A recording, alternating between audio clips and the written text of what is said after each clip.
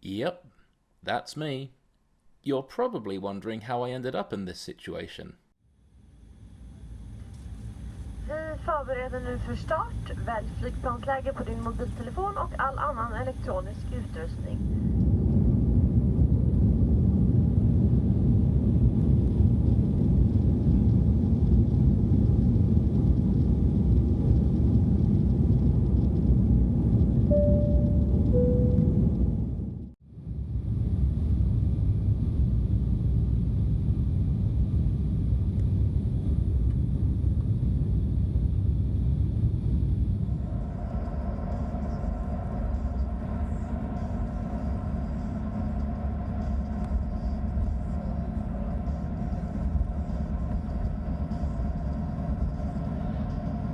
Okay, arrived in my room. It's bloody hot in here because the oven was on full speed. So I've opened the window. Now it's time for a snooze. Local history update. That's the building where we're staying at. It has the reception in it. And I think several other teams are there. I just saw some Hungarian clad people, and I've just gone out for a little walk to this main building here. 2 plaques of some important looking people and some years indicating the 1800s, and here's a little map of the area. It turns out this is actually a palace. The lake just behind it. Interesting. I've had a nice rest, and I'm just waiting for the rest of the guys to arrive. They should be arriving not too soon.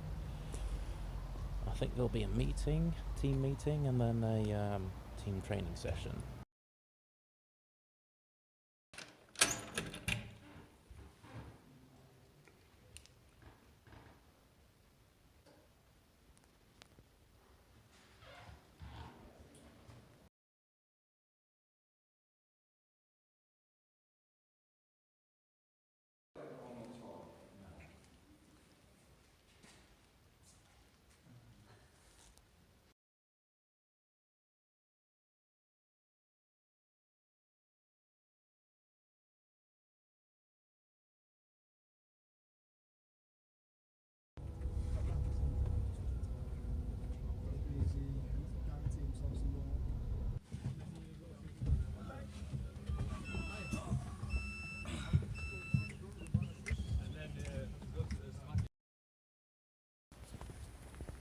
What's that? Rzeźbaj? Rzeźbaj? Lakes. Get some footage of this bear here. Scared the bejesus out of us on the way to breakfast. You didn't even notice it. No, I didn't. Imposter syndrome. I did feel nervous, and there was a voice in my head going, what the heck are you even doing here? But as soon as it was my turn to hop in halfway through the second period, all doubts disappeared. My first touch of the ball was actually an attempt at Zorro from behind the goal, but I started the move too early, which brought the ball way too high up, and the goalkeeper had me covered anyway. But I'm proud of myself for daring to do what I'm arguably there to be doing, silly Zorro stuff that sometimes pays off. Later on, Slovakia's goalie had an incredible save. I mean, just look at this. I think that speaks for itself. We were all sure that was in. But the first major highlight was, with 12 minutes to go, Peter Perina, my teammate and friend from London actually, he went driving towards the goal, and without scoring, the referee blew hard into his whistle and crossed his arms above his head, which means a penalty, and that was my cue. I wasn't brave enough to assert myself immediately, which is why you can hear Coach shouting "Tippal" on the broadcast. I've done a lot of practice taking penalties, and I've taken a lot of them during games back home, but this was something new. I decided I wasn't going to look anyone in the eye, so I placed the ball in the middle, turned my back to the goalkeeper until the referees gave me the signal, and once I heard the whistle, I was no longer nervous, because I was doing something I'd done hundreds of times before. I had a plan in my head for what I wanted to do, but I was also aware of what the goalkeeper was doing. And actually, if he'd have come out just a millisecond later, he'd have smothered me with the ball at my feet. But I was able to see him coming and change my plan, so that in the end, I only really had to walk around him and place the ball into the empty net. And just to top it all off, somehow I managed to remember a deal I'd struck with some of my pupils back home who said I should wave to the camera if I scored a goal. How incredibly arrogant. And then, of course, there's this goal that I scored later on. There was about a minute left in the game when my line was on. After I'd nearly reached Leon with a pass, he got dispossessed and Slovakia piled on the pressure once again. There was plenty of pressure and plenty of shots from Slovakia. But suddenly, I had the most incredible 10 seconds of floorball in my entire life. It started when I changed the trajectory of a pass to Mikhail Dudovic, just enough that his shot wasn't enough to get past our goalie Elias. Then I blocked a shot from a defender, which set off a counter-attack. Andrew gives me the ball in acres of space halfway into Slovakian territory, and I did the only logical thing. Get a shot on goal that nobody would see coming. And words can't get close to describing how happy I was to see that ball hit the net. Not to mention the looks on the faces of all my teammates and coaching staff. I tell you what, I'll never forget that for as long as I live. And that celebration was not planned. It was pure joy. And then there's the matter of the best player of the game for each team. Now, who plans to win the Man of the Match prize on their national team debut? This guy certainly didn't, and boy did it show. I think the only protocol I correctly followed was smiling nicely to the camera as I held my trophy next to Ronald Gasparin from Slovakia. Somehow the post-match interview went relatively smoothly, but when asked, what do you think of the organisation, my mind seized, and I ended up throwing the hotel under the bus ever so slightly. Very good. Yeah, I've never been to Poland before, and I've never been here either, so it's all very new to me, but I like this hall. It's nice. It's very warm everywhere. I got to my hotel room and the oven was on full speed, so I had to I had to air it up, but that's not a problem. All right. Better Thank you to be so warm much. than to be cold. Yeah. Thank you so much for your time and good luck for the future Thank games. you as well. Thank you. Let me tell you about the law of Jante. It's a Scandinavian idea whereby, it basically means, what am I trying to say here? Everyone's equal. So it's mostly got a negative connotation. So it's like if someone stands out in any way, the Jante law sort of pushes them down, which is sort of what I'm experiencing now, because this ridiculous helmet and vest combo has been given to me by my teammates because I was the man of the match. So it's like this really nice thing of, yes, congratulations, you did really well, but don't become a prima donna or anything. So I've had to wear this ridiculous get-up all day today, so that's nice, and I get to choose who wears it tomorrow after tomorrow's game, which will be fun. Okay, that's enough now. I need to stop now before I become a prima donna, so good night.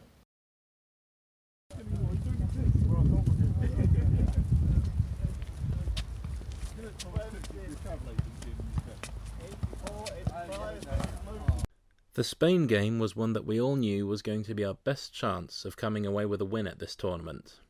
There was an additional air of tension during warm-ups and in the dressing room, and everyone was really fired up to try and make that happen. The game itself was tense, and it took nearly 16 minutes before the first goal was scored by yours truly, courtesy of a penalty shot. All hell broke loose after that, and there was only one goal in it for most of the game, and up until Tom scored our third to make it 4-3 with 10 minutes left of the third period. Unfortunately, we simply weren't able to increase our goal tally, despite swapping out our goalkeeper for an additional outfielder. The final score of 6-3 in Spain's favour doesn't fully reflect just how incredibly closely fought this game was, and how bitter it was to lose. Although I contributed by scoring the first goal, I feel like I was responsible for setting off a chain of events that led to Spain equalising less than 2 minutes later.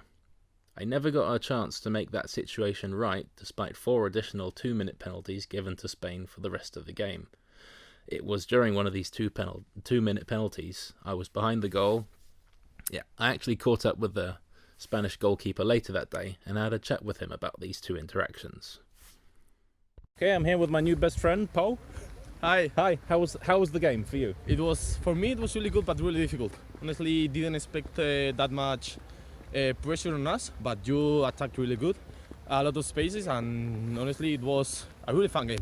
It was a crazy. I was on the bench for most of the game, but we had 2 interactions. Would you like to say something about them? You were on the bench, but at the time you had to jump on the field. You delivered. The first one was the penalty. See the referee cross his arms? Yeah. Were you scared? I knew you were gonna shoot it, and I was like, this is the first penalty I've been scored in my life. Really? I've never been scored before. This is the first one. Thank you. and I was really confident. I obviously knew what you could do, but I was really confident. But as I said, when I saw you shooting, I saw you doing that wide move. Mm-hmm. I was like, it's incredible. I can't do nothing to stop it. Wow. Just to clap you. Thank you very much. But you stopped me later in a power play. Yeah, the other one, you were behind my goal, and that one I was really looking at you because I knew you were capable of doing that, and I tricked you on going to one side, and it worked perfectly. Yes. It was a little bit scary. Yeah, you basically you timed it perfectly. You moved away from the post, Yeah. the near post. So I went for the near post, and then what happened? Then I Disaster. saw it coming. I pushed myself against the post, put my arm down, and it just hit me. Hey, cabron! So it was really good interaction, both of them. Yes. Well, that's 1 each then. Thank you. It's an even score. Thank you very much. Thank you. Gracias. Gracias. Good game.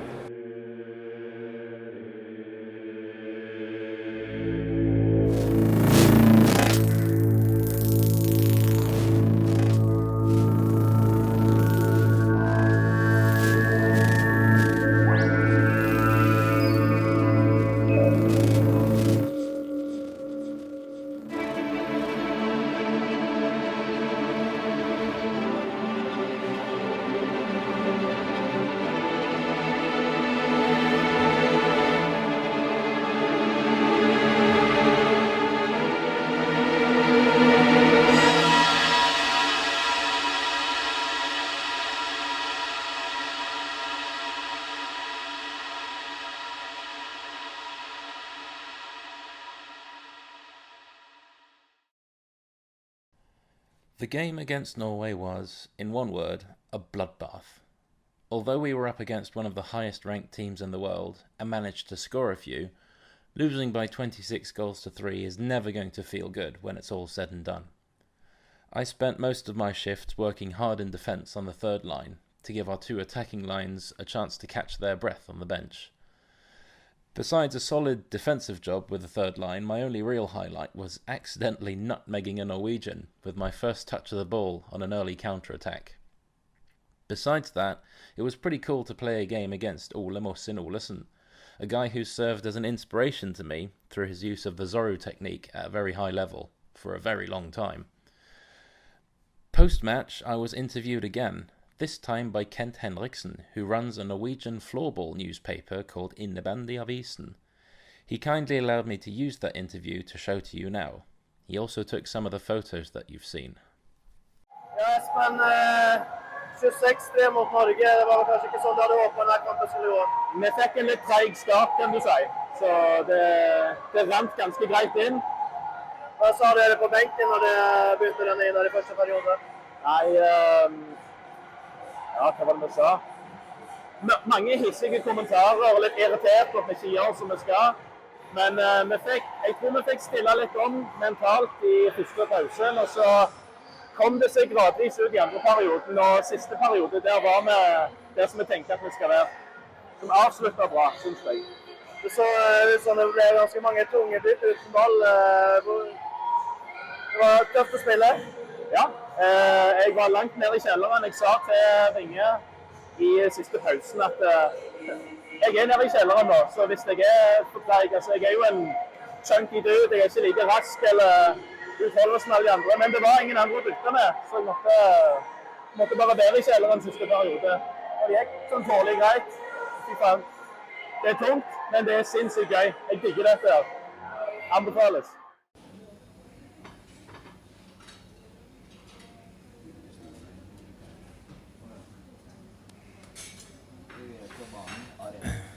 Shakil, how have you been enjoying the breakfast so far? You know, that's the highlight of the day. The breakfast is really good. It is really good. Yeah, and I try to eat as much as possible because I want to stay in the arena for the whole day. So that's my highlight of the day. Absolutely, I agree with that. You agree? Yeah, I mean, look at this. Are you ready for today? Well, I will be after eating all of this. Yeah. Cheers, thank you. So this is last game day breakfast, which is nice, but there's no beans. Austria, game over. The less said, the better. Oh, what, Farina? You have anything to add? I have nothing to add. Oh, well, there you go. Said it all. Said it all.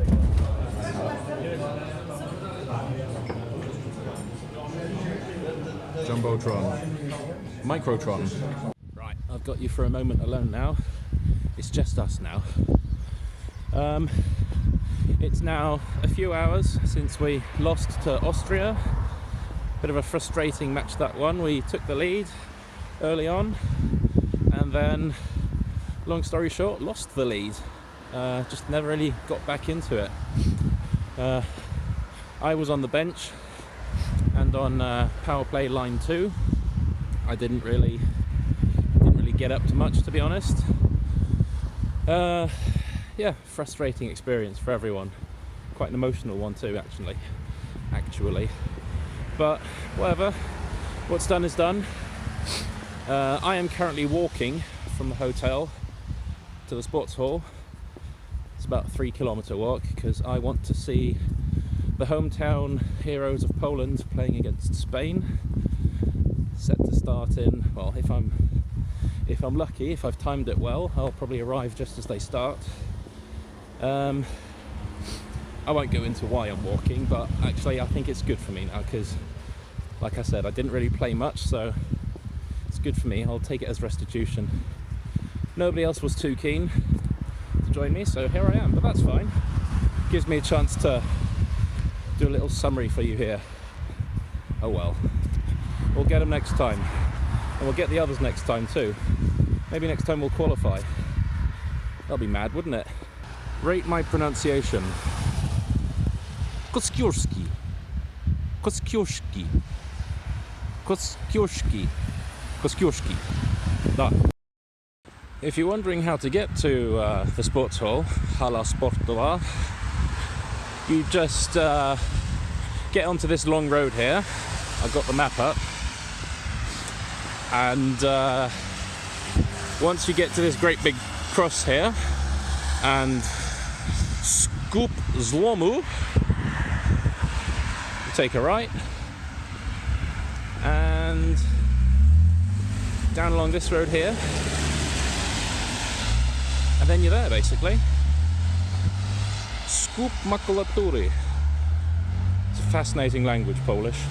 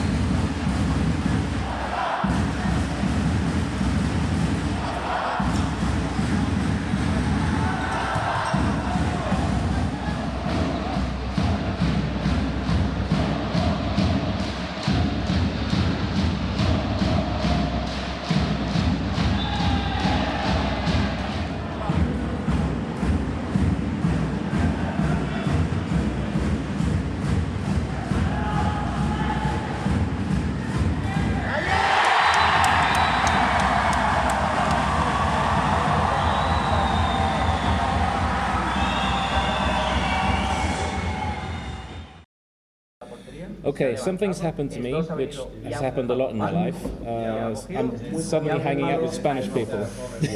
So, Charlie, we played a game against each other a few days ago. Yeah, sure. How did it go?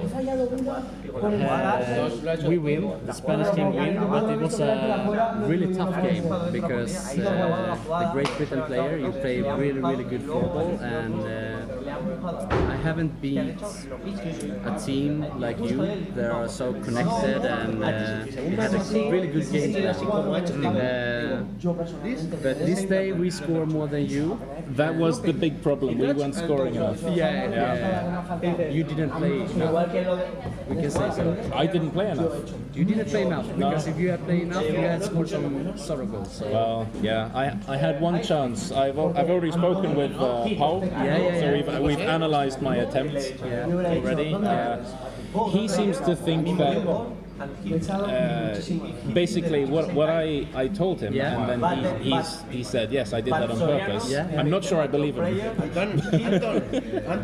But you can see. Yeah, but I'm surprised because I don't know so much about the different countries, and when you hear Great Britain, you don't think of floorball. No. When we play against you, you play really good. You have some really skilled players. Here's the thing about Great Britain floorball team is that it is like Great Britain. It is a huge mix of nationalities. We have, I mean, obviously everyone is British, but we have Norwegians. Well, a Norwegian.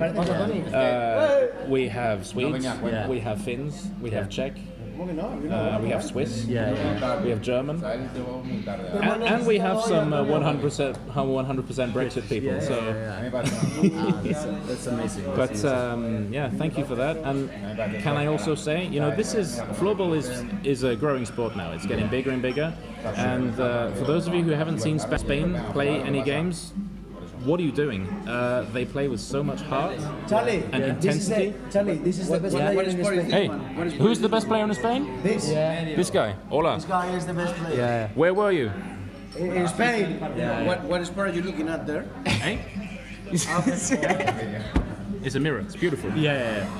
So this is the best player of Spain, right? No. This one. No, I'm just a defender. So humble. I love it. It's really cute for the what the fuck, man? You're the best fucking player. This always happens when you're with Spanish people. The conversation just derails all the time. Sometimes. But you know what our coach says? A defender is the second attacker. You know who the first attacker is?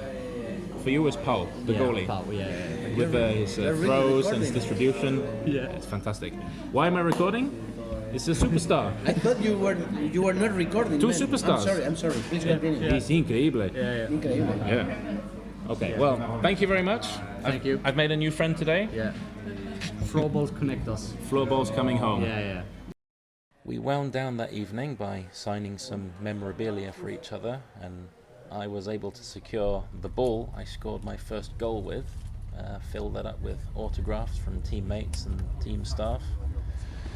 We then got up bright and early the next morning to catch a bus to the airport, and once we got there was plenty of time to kill, so I spent it the only way I know how, messing around with a stick and ball, as usual, before checking it in. It's been a fantastic experience, honestly. Despite playing 4 and losing 4 games, which per definition isn't that fantastic, it has been a wonderful experience, and I really want to experience the same thing again. So from the bottom of my heart to the organisers, hotel staff, teammates, team staff, opponents, and all of you watching at home, Dziękuję. Thank you.